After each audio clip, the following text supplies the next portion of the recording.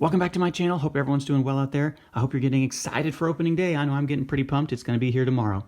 Today's video, we're going to look at some of the National League prospects and young players who could make an impact in this year's upcoming 2021 MLB season. A few weeks ago, or maybe last week, I posted my American League players to watch, featuring some guys like Wander Franco, Andrew Vaughn, Bobby Witt Jr., Josh Young, Alex Kirilloff for the Minnesota Twins. So feel free to look back in my videos and search that to check those out. Today we're going to look at the National Leaguers. Now, how did I select these players? Some of the players who are technically still rookies I did not pick for this. The players that I chose are going to be players who have not had a card in the Topps flagship release. So guys like Dalton Varsho, who could technically still be a rookie, Dylan Carlson, Joey Bart, they are not going to be included in this because they already have had a card, a base card, rookie card in Series 1, even though they might still technically be considered rookies underneath Major League Baseball rules. These are all players who have not had a Topps rookie card in a flagship release yet. So the National League, unfortunately, I don't follow the National League quite as closely, and I don't think the National League crop this year is quite as strong as the American League. That's just me, but maybe I'm wrong. You guys can feel free to disagree with me in the comments. All right, our first player, let me kind of get him off to the side here so I don't spoil anything. Luis Campusano is a catcher for the San Diego Padres. You know, the Padres have been trying to solve that catching position. They've had Austin Hedges. I think they traded for Francisco Mejia from Cleveland or Tampa Bay, or maybe they sent him to Tampa Bay, I believe, in the Blake Snell trade. Campusano is a guy who came up last year just for a little bit, second-round pick out of Georgia, and a player who has a lot of talent. I think he's probably going to be a little bit young to maybe make a major impact throughout the whole season. Excuse me, but maybe at some point during the year, maybe midway towards the latter part of the season, they might bring up Campusano. I haven't been following their spring training. I don't know if they're planning on giving him reps early or towards the middle of the late part of the season. But Campusano, very talented hitter, and is someone that you could look for to show his skills in the future behind the plate for the San Diego Padres. That's a position they've been really trying to shore up over the last 5 to 10 years. Another guy who just won a job in his at second base position, I believe, even though this says he's a shortstop, Jazz Chisholm beat out Isan Diaz for the starting second base job for the Miami Marlins.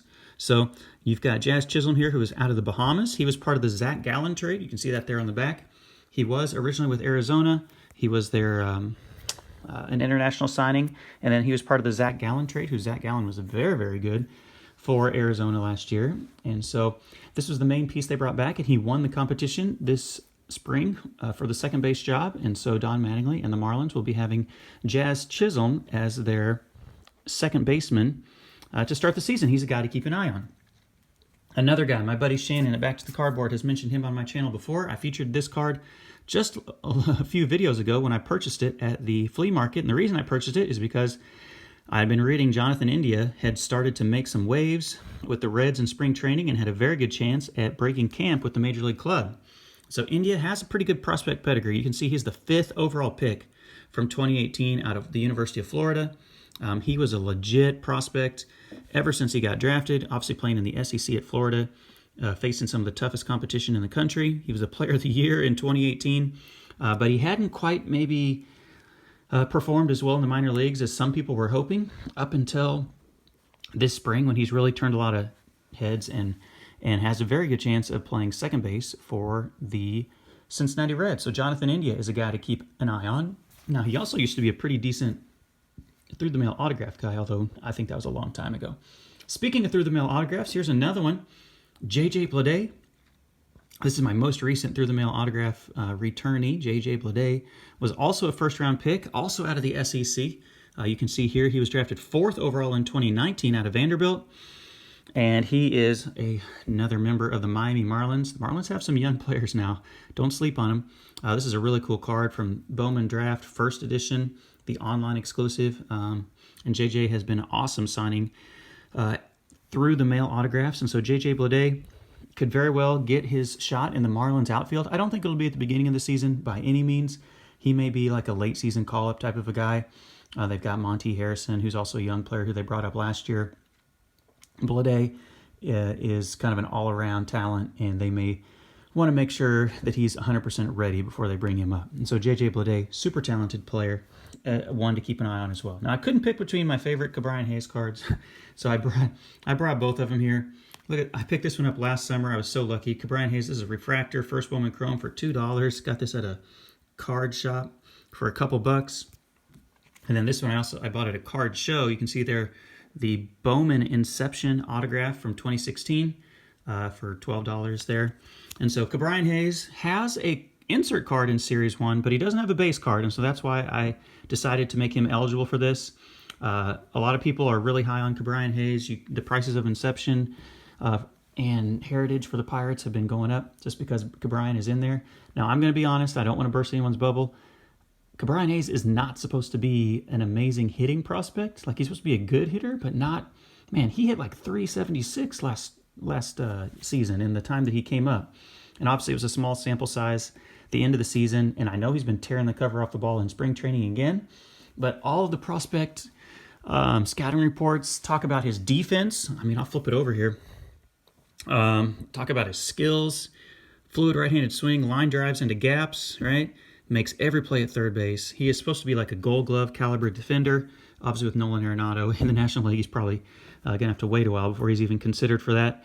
But Cabrian Hayes is supposed to be an amazing defender, good runner, potentially get double-digit steals, but I don't think anyone expected the insane power and average numbers that he put up last year. So if you're expecting him to hit 300 or 376 again this year, obviously there's no way that's going to happen. Even as a 300, I think that's reaching a little bit. If he could hit 276 instead of 376, I feel like that would be amazing. But, maybe he'll be a guy like Francisco Lindor. You all have been around for a while.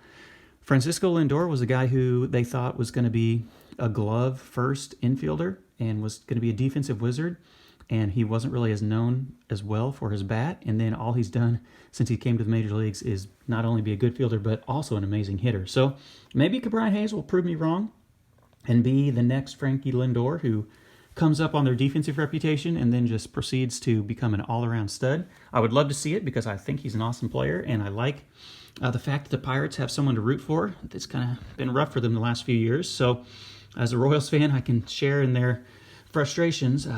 So Cabrian Hayes is on this list as well. Here's another young guy. I do not expect him to see much playing time at the beginning of the season. Drew Waters. That's right.